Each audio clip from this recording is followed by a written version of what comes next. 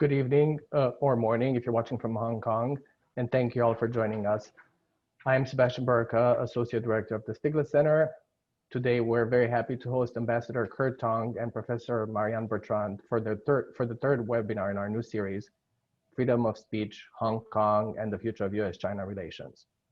The series was created to facilitate conversations among leading scholars and experts about the implications of the ongoing events in Hong Kong for freedom of speech, US-China relations, and beyond. Before we begin, please note, we are on the record and we will be posting the video on our YouTube channel later. If you have questions for the speakers, we will address them in the last 15 minutes or so. You can submit them anytime via the Q&A icon at the bottom of your screens. As usual, views expressed by our guests are their own, not those of the Stigler Center or the University of Chicago. We hope that you will join us for more upcoming webinars on the Hong Kong topic and others. So please check our website, our publication, promarket.org, and our Capitalism podcast, hosted by our faculty director, Luigi Zingales, and acclaimed journalist, Bethany McLean. Back to today, please allow me to briefly introduce our speakers.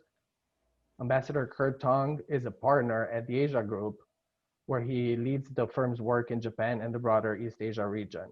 He previously served as U.S. Consul General to Hong Kong and Macau, and brings over 30 years of experience as a senior career diplomat, among others. Marianne Bertrand is the Chris Dialynas Distinguished Service Professor of Economics and Will Graham Faculty Scholar at Chicago Booth. She is also the Faculty Director of the Booth Rustandi Center for Social Sector Innovation. And now, without further ado, I turn it over to our speakers. Thank you. Thank you so much for the introduction, Sebastian. I think, the plan is to, get Ambassador Tong to, speak for, kind of 10 minutes or so, and then start, the conversation. So I'll leave it up to you, Kurt, to get us started. Great. Well, thank you, Marianne. Thank you, Sebastian. And it's a real pleasure to do this. I don't know how many of the people online are dialing in from Hong Kong or from China, or how many in the US of A or elsewhere. I'm particularly happy to, however, to be able to do this with the University of Chicago specifically, because the University of Chicago has done such a nice, aggressive, thoughtful job of leveraging Hong Kong's strengths to expand its activities, particularly the Booth School in Asia. And if you all haven't been to the beautiful center that's been constructed in Hong Kong, I highly recommend going, just for architectural enjoyment, but also the activities at the center are just wonderful, fantastic in every respect. And I think it's a super thing that University of Chicago has put so much into the relationship with China and with Hong Kong. I thought, just in a few minutes to make a few points with an emphasis on how or in what way recent changes in Hong Kong and in its trajectory have had an impact outside of government, and then turn back to what the government response might be in that context. And let me start with the basic proposition, right, which everyone already knows, is that Hong Kong is an interesting case of a separate jurisdiction within a country, established for very intentionally and for very specific historical reasons. That the British took the island of Hong Kong and then the new territories as a base for conducting business activity in East Asia, and particularly with China, and it prospered and became more than just a center for British commercial activity, but one for everyone. And then it came time for Hong Kong no longer to be British, and it needed to become part of China. And China's basic idea was, well, we want to continue to have all of the economic activity and all of the economic vibrancy, given China's trajectory at the time in the direction of greater openness to the West in economic activity. We want to have all the economic stuff.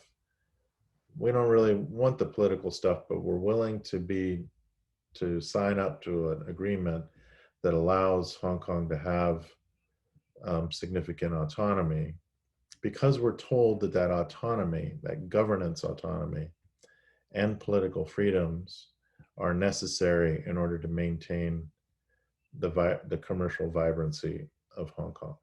And so they agreed to that. Now China is in the process of disagreeing with that proposition, having discovered or come to the conviction that they can have a lot of the cake without the icing, I guess it is, would be the mixed metaphor, that they can have a lot of economic activity coming in and through Hong Kong and China without giving Hong Kong the full degree of personal and political freedoms and autonomous governance that they promised for 50 years. And so at roughly the halfway point, the trajectory now is one of diminished autonomy on the governance side and diminished personal and political freedoms, particularly in the sphere of anti-China activity, or what is perceived by China as anti-China activity. So you all know all that, right? But then think about it from the three different perspectives. What does each player in this sort of equation want? The West wants Hong Kong to stay the way it was. China wants it to be economically the way it was, politically more like China. And the people of Hong Kong want it to stay the way it was. But the power relationships are such that China actually gets to call the shots. And so we're left with it in a situation where change is happening in Hong Kong governance, but it's uneven in terms of how it's happening, and it's uneven in terms of the pace at which it's happening. The last year's seen an acceleration, but the impact of that diminished autonomy trend is disproportionate in different sectors of the economy and in society, and how it plays out. So what that means for people in business is a necessity to be precise in figuring out what they can and can't do successfully in Hong Kong, given the changing environment. And it's complicated, is the short answer, or is the fundamental fact that they're confronting.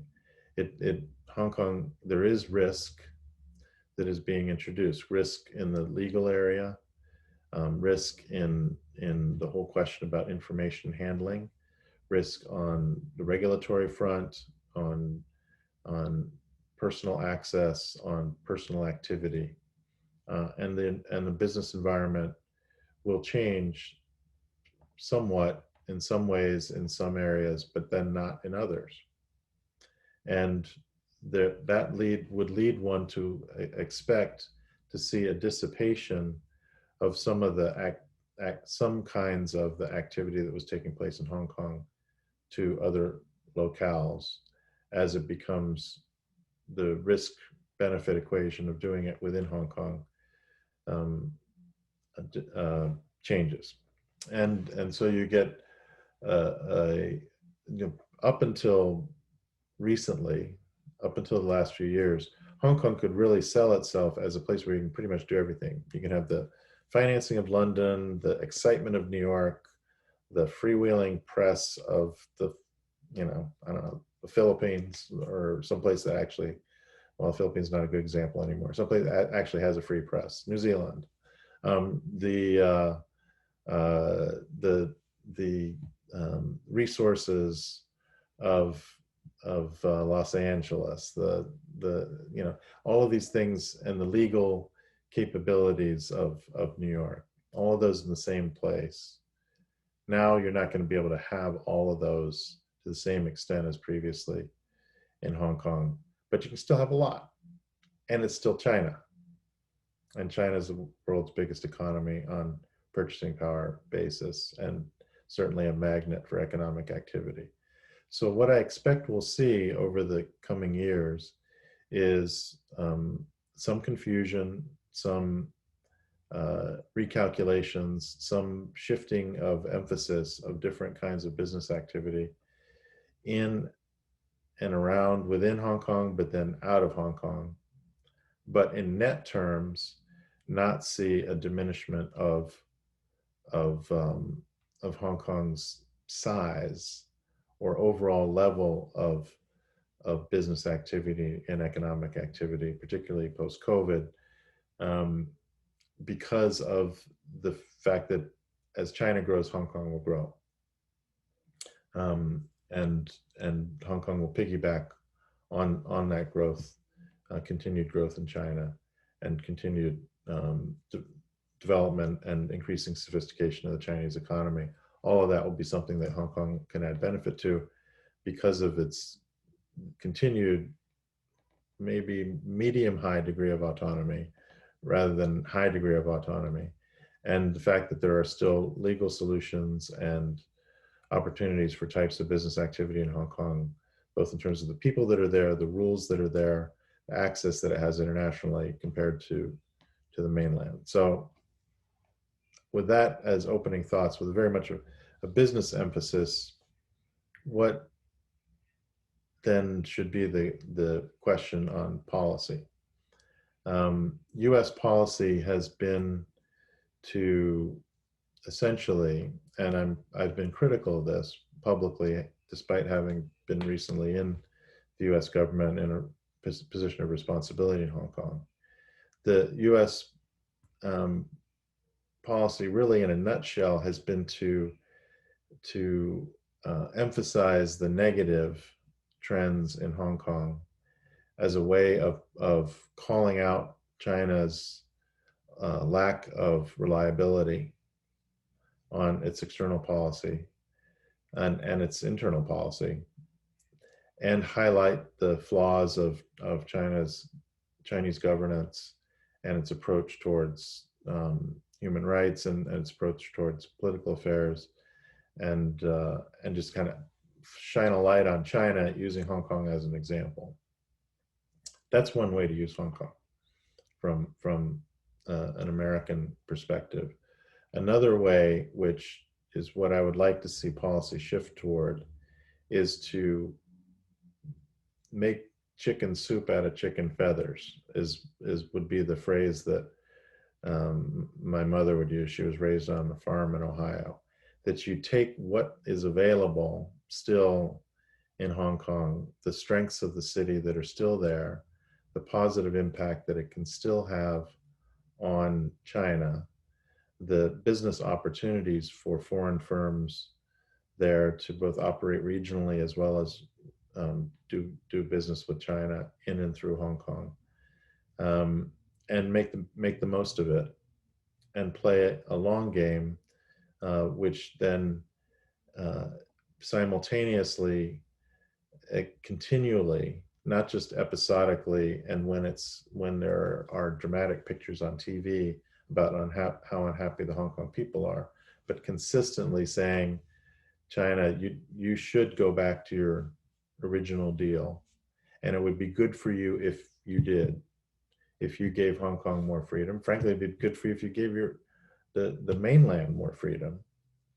And we're going to continue to review this, insist on this, and highlight month after month, year after year, your flaws in your approach to Hong Kong.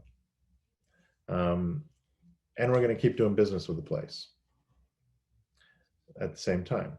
And so China's going to say, well, if you're doing business with the place, then why should we care about the fact that you're calling us out on a regular basis?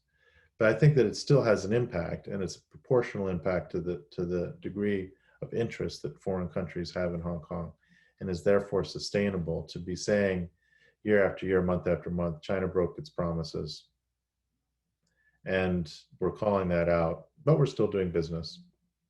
And be intentional about that. Be stated out front as the policy, and then continue to explain why Hong Kong is better than the rest of China, not just different but better, and that China should aspire to be Hong Kong, and utilize that messaging, positive messaging capability that's still available in Hong Kong, at the same time not being shy about the negative messaging. The idea that the US is going, or anyone else, or even all of the foreign countries in the world are going to change China's mind by force on Hong Kong, I think is misguided. And rather it's more the consistent application of enlightened thought that's called for in terms of policy. So anyhow, Marianne, let's Thank you so much for this, Kurt. Thanks for these. Also the audience. Thanks for these early remarks. So, you know, if you think about what has made Hong Kong so special in the region, it's the strengths of the rule of law. It's an independent judiciary. Can you tell us how you think about how the national security law is going to be, or could potentially be, interfering with the rule of law in Hong Kong and the independence of the judiciary, all the things that have made Hong Kong like a special place and an economically, I think, vibrant place? How do you see that unfolding over the years to come? Right. So I think the national security law specifically introduces a new element of risk for individuals as well as businesses, in large part because the boundaries of what is and is not a violation of that law are unclear, vague, and I think, in my own opinion, intentionally so, because then it has a bigger impact on in producing self-censorship and concern on you can get more people to change their behavior in more ways with less prosecution if you keep the boundary vague. But at the same time, doing that then creates that vagueness, that anxiety that's created in society and in business, actually then becomes, in business terms, a risk that will eventually be priced in and suppress economic activity to a certain extent. And the question is how much. So some of the key factors or key aspects I think to keep an eye on are any foreign firms, for example, punished under the national security law for following foreign laws which are punitive on China, because that's collusion with a foreign power. Mm-hmm. My guess is that won't happen, but it could, and it's a risk, and so people are thinking about that and trying to calculate it in.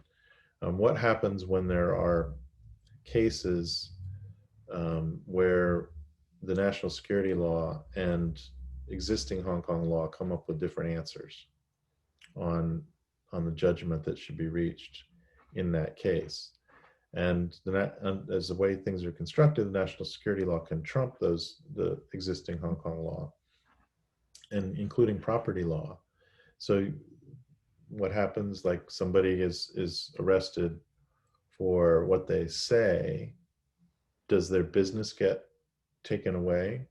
And then what happens to the employees or the creditors in that circumstance? Is that part of the punishment, or is it just that they do some jail time and the business goes off on its own and it's fine? And those would have a differential impact in terms of people's sense of safety and reliability in the Hong Kong legal system in ways that would start to impact property related businesses as well as other businesses. What is going to be the degree of policing of the Chinese version of political correctness among the foreign community? Probably not that much, but it could be a little bit, and And if it happens, people don't get visas because they contributed to the Free Tibet Society or something like that, that starts to have an impact on recruiting, etc. How schooling takes place in Hong Kong, and do people want to bring their children to study there anymore if they're being indoctrinated in Chinese political thought as part of that education. Now, that there's two ways of looking at that. A lot of this stuff is like a glass half full, glass half empty analysis that can take place, because a lot of foreigners moved to mainland China and bring their children. I did. And my kids sang the Chinese national anthem, and they're still fine. So how does this impact? And some of it then is the differentiation between the way things were and the way things are becoming, and the shock of that change, as opposed to actually how far it really has gone, particularly with respect to, in comparative terms, with other non-democratic societies around the world. So another question I have, and I'm really appreciating being part of this conversation because I know so little about the context, but what I often hear is people saying maybe this was obviously a very risky move for mainland China to put this law in place, given the potential negative economic implications on the Hong Kong economy. Does mainland China still need Hong Kong? Yes, but not as much as they used to. So I think the decision-making process in Beijing, as I understand it, or this is guesswork rather than no one's like giving briefings to foreigners about how they came up with a decision to do the national security law. But that at a certain point, watching students take over, occupy universities and throw Molotov cocktails and the like on Chinese territory with relatively little legal and personal implications for that activity, relatively, not compared to how that would be handled in China, just started to become too much for the people in Beijing. Not that it should have been too much for them to take, but it became too much for them to take from their mindset, and the scales tipping in the direction of doing something more dramatic. And I think because of the fear of this kind of expanding to mainland China, or do you think that was the main rationale? I honestly don't. I think that China had actually done a pretty good job of containing the contagion into mainland political thought, because they were characterizing, apparently fairly successfully, characterizing the Hong Kongers as sort of ungrateful, selfish people that are burning their own city because they're bad people, and most people in the mainland were accepting that explanation. And there's a little bit of cultural one-upmanship and friction between Hong Kong and the mainland, anyways, and so a lot of people in the mainland were perfectly ready to believe that this was all Hong Kong's fault, and so I think the contagion, not so much as the embarrassment of it, and within the party, the embarrassment and the people just kind of saying, why are we letting this happen? What is Hong Kong really that important? Are the foreigners' threats to somehow damage Hong Kong that significant that we can't do anything about this? And then I think that the district council election in November last year, where there was a landslide victory for the opposition forces, accelerated the timeline even further for making it some kind of decision on what to do.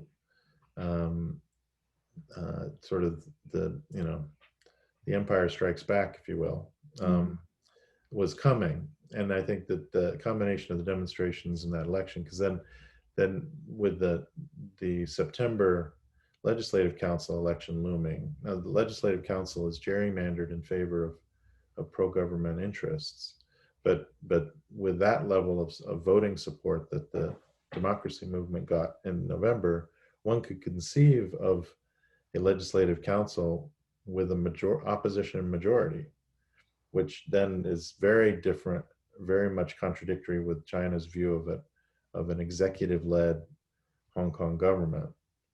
And you know, in basic law, if the chief executive can't get a budget passed, then the chief executive's supposed to resign. So China was gaming all this out, I think, and I think they would have actually done the national security law sooner if COVID hadn't happened. And COVID then created a quiet period where there was time for China to come up with its plans, and also postponed the National People's Congress meeting and pushed everything into the summertime. But you know, that I think is the calculation that was taking place on the Chinese side. But to my question, so do you think that they still don't need Hong Kong to be strong? Are they not, you know, China has become such an economic powerhouse. Do they still need a strong Hong Kong? So there are things that you can do in Hong Kong that you can't do in China. Economic things. Currency, the Hong Kong dollar is a hard currency.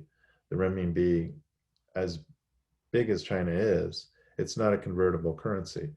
And so in order to do international finance and draw upon it for China's development purposes, as well as both to export and import capital, you need a place to do that. And the legal system and the availability of the Hong Kong dollar and the US dollar and the human resources that are available in Hong Kong, all of that has not been replicated in China, and it's necessary. So if you don't have Hong Kong, then China is forced to do that in New York or London, or figure out a way to do it in China without having a convertible currency, but it hasn't figured out how to do that, and I'm not sure it's possible. So Hong Kong is useful, but not. It's not like the Chinese economy would stop growing if Hong Kong suddenly disappeared. And its overall degree of contribution to Chinese economic growth is less than it was in relative terms compared to 20 years ago. Not just in terms of as measured by, you know, Hong Kong GDP was like 15% of China's GDP at the time of the handover. Now it's less than 3%, and you know, China is still growing faster, so it'll continue to shrink. But there is that kind of activity that is valuable. So I think there are people in the Chinese government advocating being cautious so as not to lose that special capability, the special capabilities that Hong Kong brings. But then they weren't able to advocate being so cautious that China didn't take the chance of implementing the national security law, which, you know, was risky, both in terms of how the people would react and how the international community would react, but most important, how foreign business would react. And for the most part, most foreign business is taking a wait and see approach, with some exceptions of people who are packing up, and so China's gamble seems to be paying off. Who's packing up?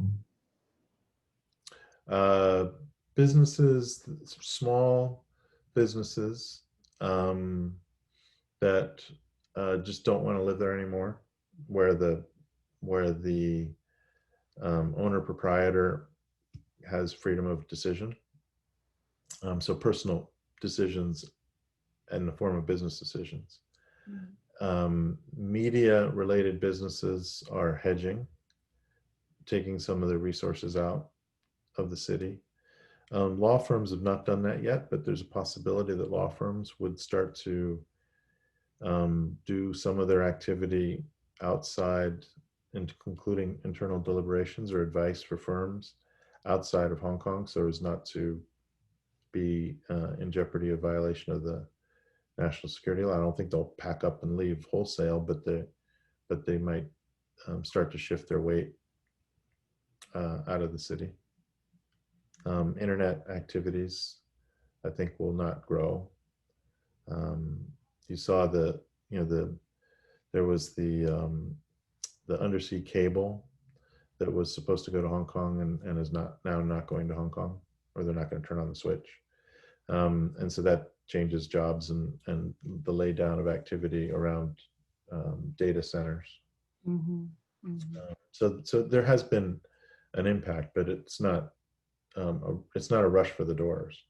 And if you look at the polls that the foreign chambers do of their, both public ones and private ones, they're they show a mix of views. And some people are like, I'm never going to leave Hong Kong. Hong Kong, great. Who cares about political freedom and all that? Doesn't impact my business.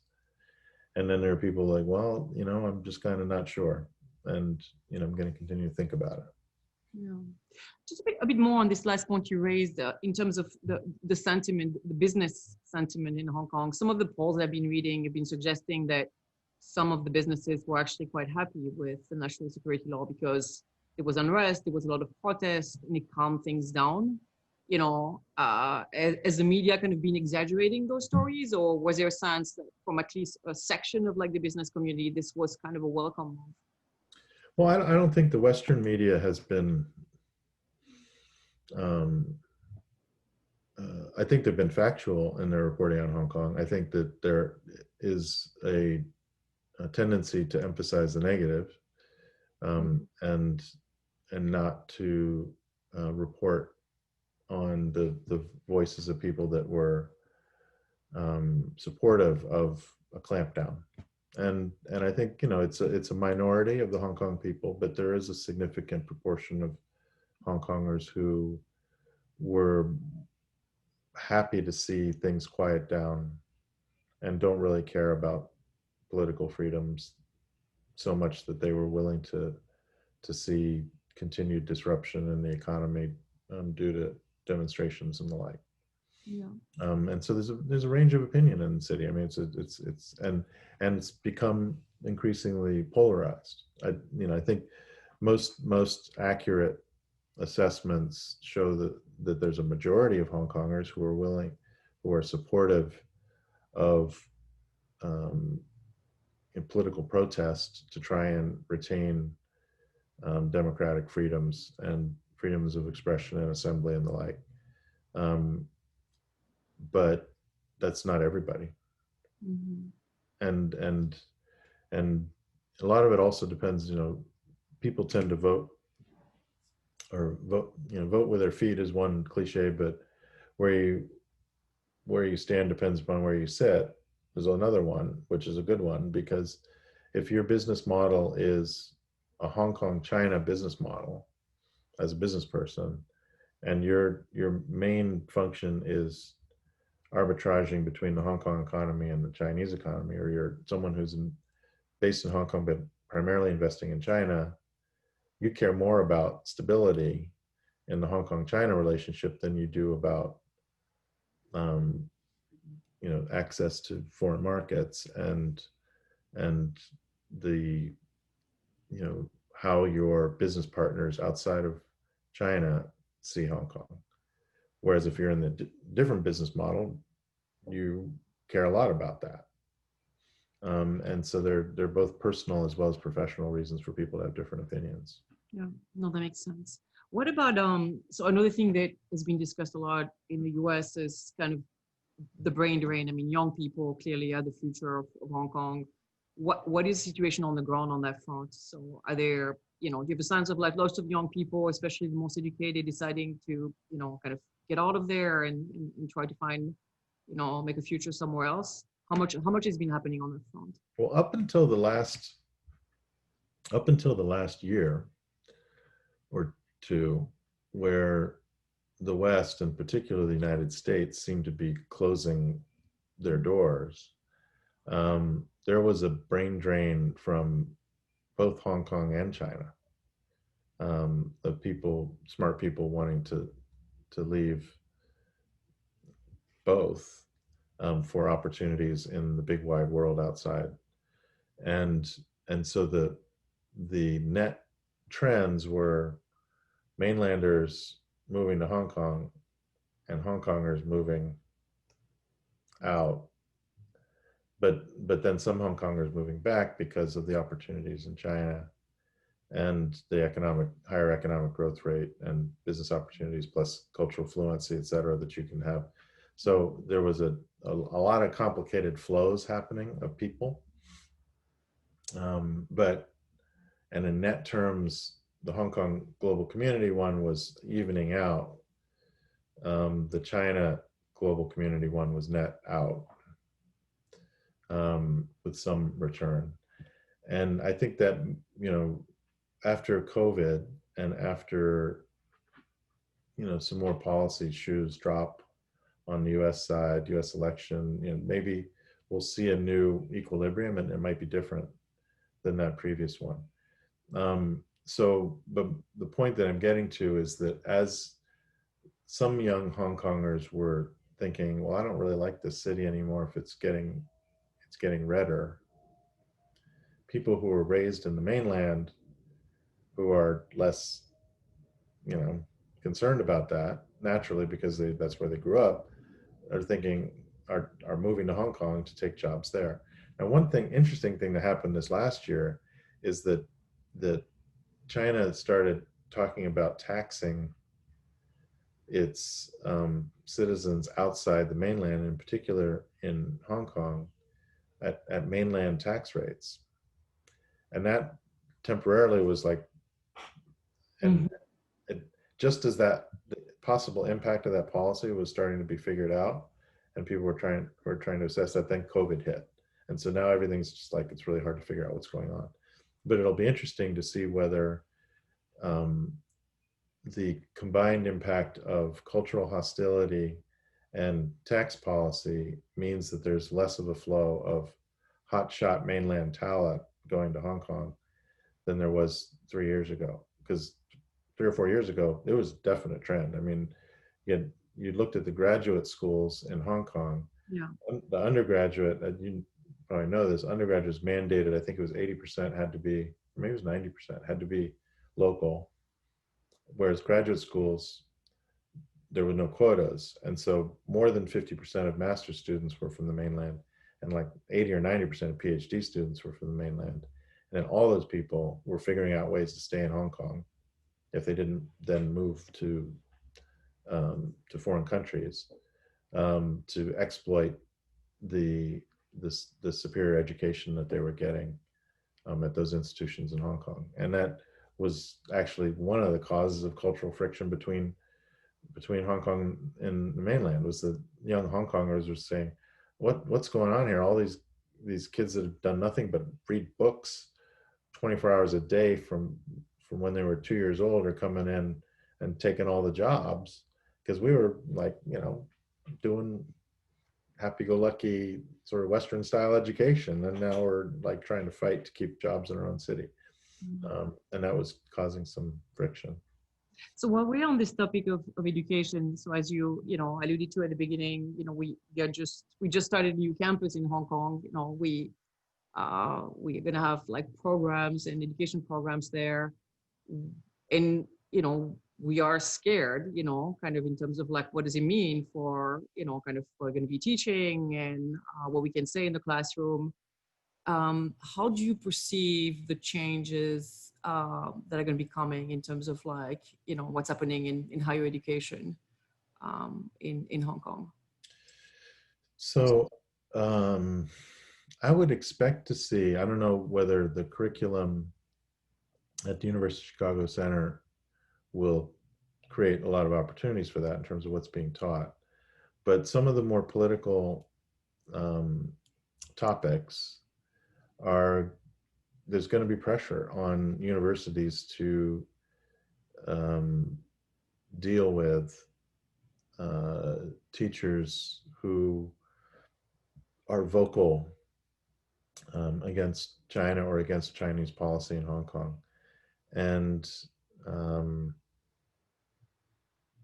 so universities have got to figure out how to deal with that, and foreign institutions will not be excluded from that.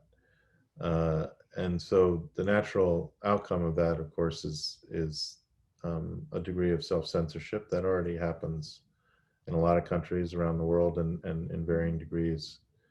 But the ambition to influence how people teach about China is strong, and it even extends, to other countries. And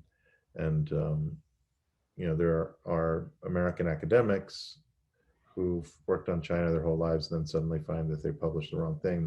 They can't get a visa to go to China, and attempts to do perfectly legitimate sort of soft diplomacy stuff on U.S. university campuses, but then sometimes it gets a little bit more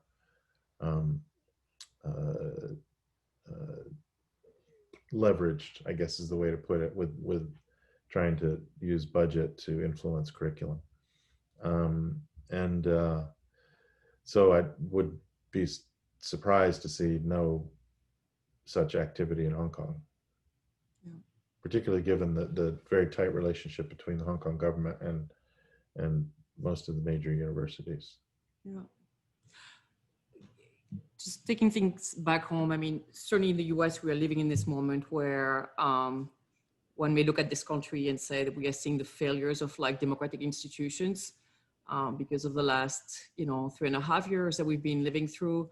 How much is that playing out in the conversation in mainland China and in Hong Kong in terms of like, kind of looking what's happening with national security law? So how much is the weakening of the US democracy that we've been experiencing over the last 3.5 years play out in terms of, people's opinions and thoughts about what's happening on the ground? I think there's, among people who are sympathetic to the US or to democratic ideals, generally speaking, there's dismay at what has happened in the US. And then among people whose primary prism for looking at American politics is rationalization of the Chinese system, there is some self-satisfaction or sense of satisfaction that the U.S. has provided such a great example of whataboutism, or so many good examples for China to use in a sort of whataboutism approach to countering perceptions of its flaws. So, thus the very strong emphasis within China on reporting on racial tension in the United States. See, democracy didn't help with that, and everyone, China gets along. We don't have any demonstrations about racial tensions. And so that, and then, you have things like the week before last presidential debate.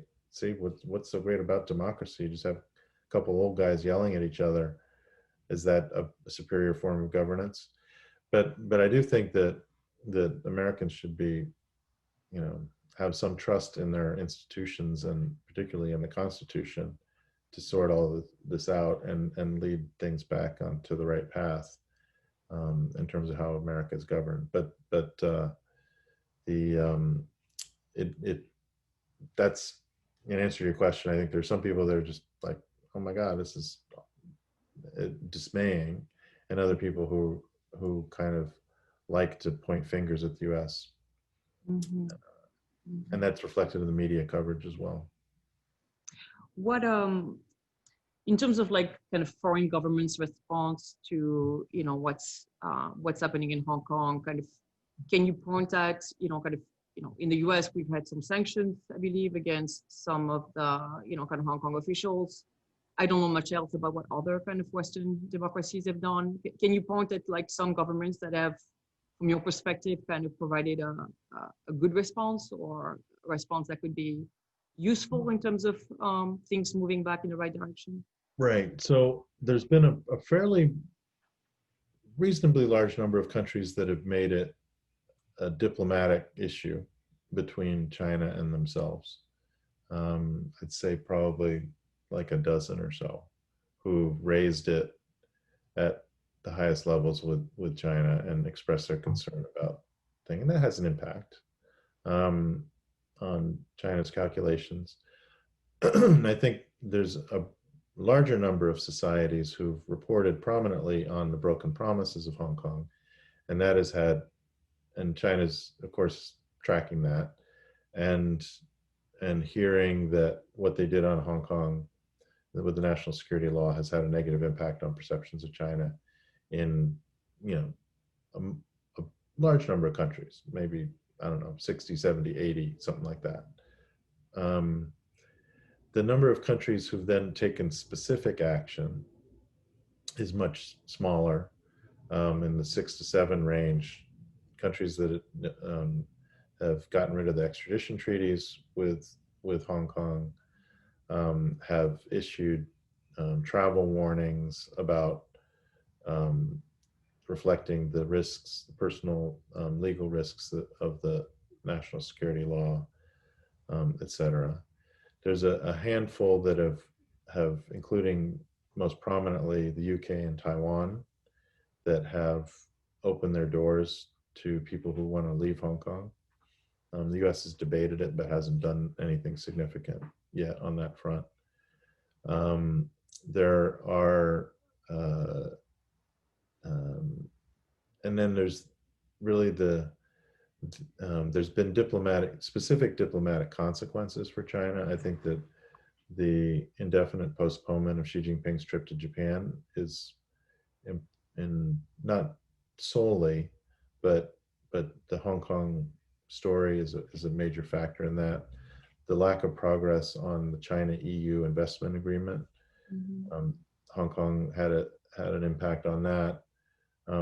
China-UK relations, which were going quite swimmingly from the Chinese perspective 5 years ago, are in a bad situation. China-Australia similarly. Would you see any of these pressures, potentially making a difference, or, kind of everybody kind of China again, it's just so big that no one is really going to go and, follow. So the U.S. is kind of isolated, and then taking it one step further and actually doing personal sanctions, and then more systematically changing its treatment of Hong Kong under U.S. law. In President Trump's July 14th on the quote unquote normalization of U.S. policy towards Hong Kong, or normalization of how it treats Hong Kong. So that is, the U.S. is the farthest out there.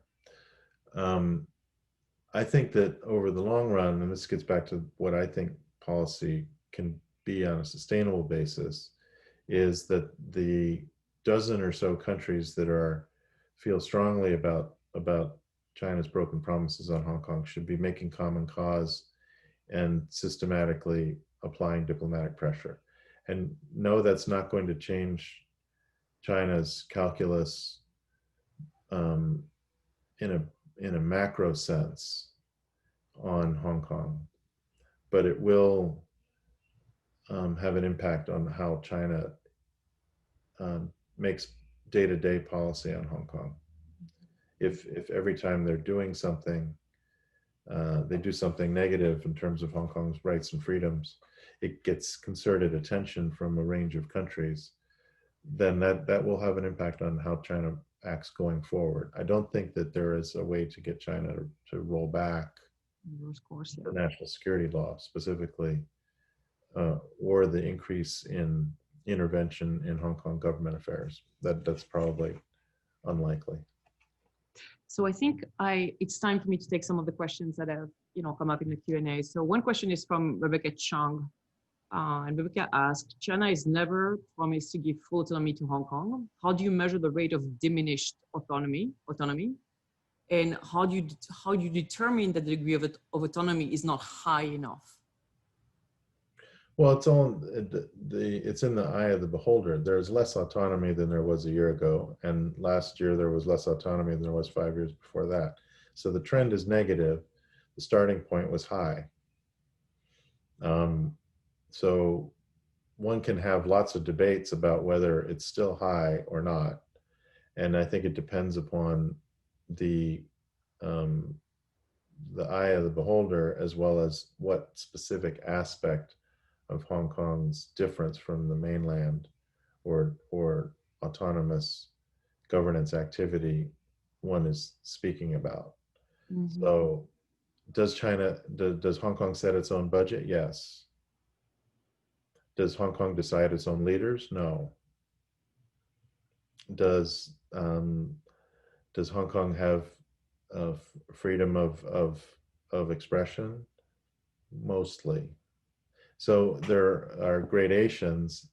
So I think it's both the level and the trajectory that are important. And then for people's personal decisions, it's their own assessment of how those various things impact them Yeah. personally or as a business. Yeah. The next question is from Shirley Tzu. Hold on, let me scroll back up. It's a question, she's based in Hong Kong. So Shirley asked, the US has been saying that they will support Hong Kong, but they sanction Hong Kong. How shall we in Hong Kong reconcile this? Is the US just using Hong Kong as a leverage in its bargaining, in its wrestle with Beijing? So I don't think the US is using Hong Kong as specific leverage as like tradable leverage. But I do think that it's using it, as I said earlier, primarily as a tool with which to criticize China in a general sense. And I think that does not, as the questioner is pointing out, or implicitly pointing out, that doesn't capture the full strength of the city, and help use the strengths of the city to the benefit of the United States, as would a policy which both embraces and criticizes. Mm-hmm.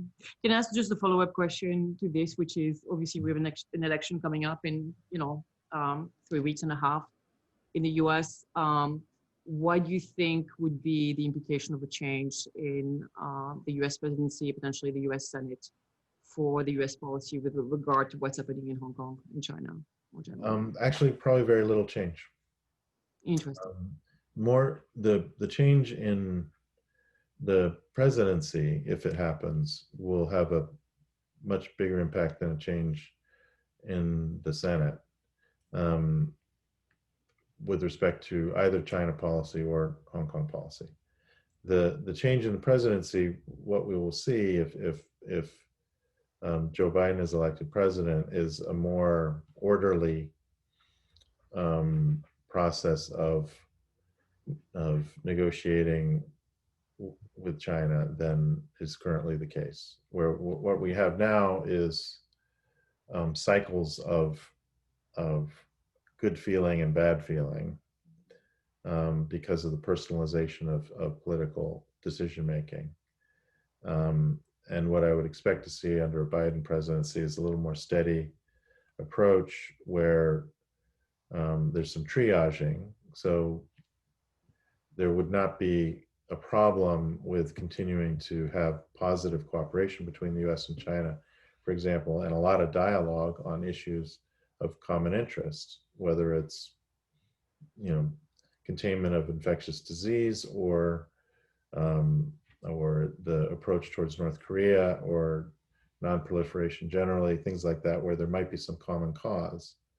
And I would expect to see outright confrontation, not violent confrontation, but strong differences of opinion on geostrategic questions or military questions, and then a lot of stuff to be negotiated in the middle. But that approach to negotiation would be more systematic. To give an example, right now on technology controls and the concern about the technological interface between the US and China, which comes from a desire to maintain military advantage, but also concern about personal privacy and how information flows are being used. And these are legitimate concerns. Right now, we're getting a policy of kind of company by company whack-a-mole, which is not the best approach. And so I would hope for a more rational approach of, well, these are the technologies and activities that we want to take a close look at and perhaps constrain the flow of, but not just kind of going after companies randomly because someone read about them in the newspaper. sorry, it sounds a little bit partisan, but and so, but on Hong Kong, frankly, I don't anticipate that a Biden presidency necessarily would change the executive order on normalization now that it's out there already, or put a lot of effort into rolling back some of President Trump's punishments on specific to Hong Kong. And the reason for that would be that would just antagonize Congress. Plus, the substantive impact of doing so is not great. Got it. The next question is from Rosemary Safranek, and Rosemary is asking us to look back, even though the goal here was to kind of look forward to the future of Hong Kong. But Rosemary is asking whether there's anything that Hong Kong could have done differently not to get there, not to get to the stage, that the Hong Kong government could have done differently not to be in the situation it is right now with national security law. The government or the people, or both? I think the Hong Kong could have done, she's really asking about the government. So the government should have taken down the extradition bill more quickly, based upon the level of anxiety that it was producing among the Hong Kong people, not just activists, but like the whole city practically, including business people, didn't like the extradition bill as it was being conceived. That could have been taken down more quickly, would have resulted in a quieter summer last year. And that's a big mistake by the Hong Kong government. Mm-hmm. And then when there was rising distrust in policing of the demonstrations, the Hong Kong government should have done a quick and open and transparent, perhaps even involving international observers, investigation into police activity, because the Hong Kong police were not off the charts bad in their handling of it, but there was some incompetences and incompetency at some levels in some incidences, and people would have felt better if they had been able to see that their government was dealing with mistakes rather than taking a purely political response and kind of closing itself off from the voice of the people. Mm-hmm. So a lot of the mistakes that the Hong Kong government has made have been tactical in nature. And what about the people of Hong Kong? When I asked the question, what about the people? The people writ large, I think, are largely blameless, but I think that violent demonstrations are never a great idea, or always a bad idea, and the decisions of frustration to go violent and go after the police, particularly to break into the Legislative Council and that kind of thing, that's clearly a mistake, both tactically and strategically, by the protesters. Mm-hmm. An escalation on their part, which is unnecessary. It was unnecessary to get the bill pushed back, and they would have the calculation of trying to trap or push the Hong Kong government into a corner, which it did feel like it was caught in a corner for a while. That only works if you've got the upper hand, but that's a miscalculation of the power relationships. And so what you ended up with was a defensive, angry badger of a Hong Kong government, and the farmers coming with the utensils to like deal with the situation, and that's China, and that was miscalculation. We're nearly out of time, and I have, I think, what is a perfect question to close this webinar, and it's from Yizong Tang. What do you think will happen to Hong Kong in 2047? Will it be a peaceful transfer of power? Will it be violent? And will there be heavy resistance? So take us, 27 years into the future. What do you think happens to Hong Kong? Gosh, well, I'm probably going to be, sitting in a rocking chair Me too. playing checkers if I'm lucky. So it's pretty far away. I think that what happens in 2047, let me just say this, I think that what happens in 2047 will actually be decided years in advance. And it'll be. So let's do that. Where do you think this goes? You know, take us like 10, 15, 20 years down the road. Where are we? Well, I honestly don't know. I honestly don't know, because I think it depends upon the direction of the mainland.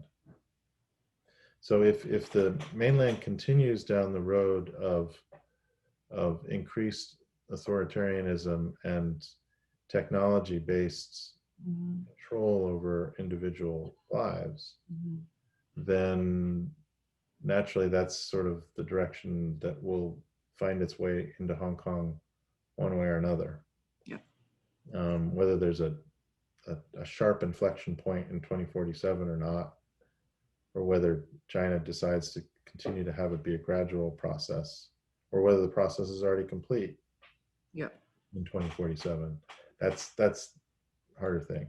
But if China goes back in another direction, and it has done this, you know, periodically in Chinese history, the urge for greater openness is also there in Chinese society, and it's expressed itself periodically from time to time as well, and both in all parts of Chinese society. So who knows? I don't know. Yeah.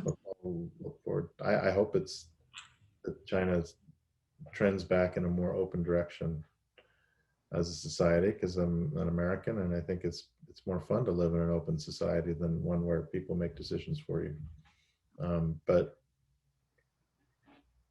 we'll see. Big open question.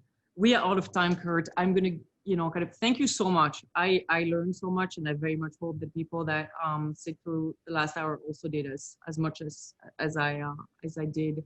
I'm going to leave it back to Sebastian. Sebastian? Yes, thank you, everyone. Thank you so much. Have a good night, and please follow our upcoming webinars. Bye. Thank you so much.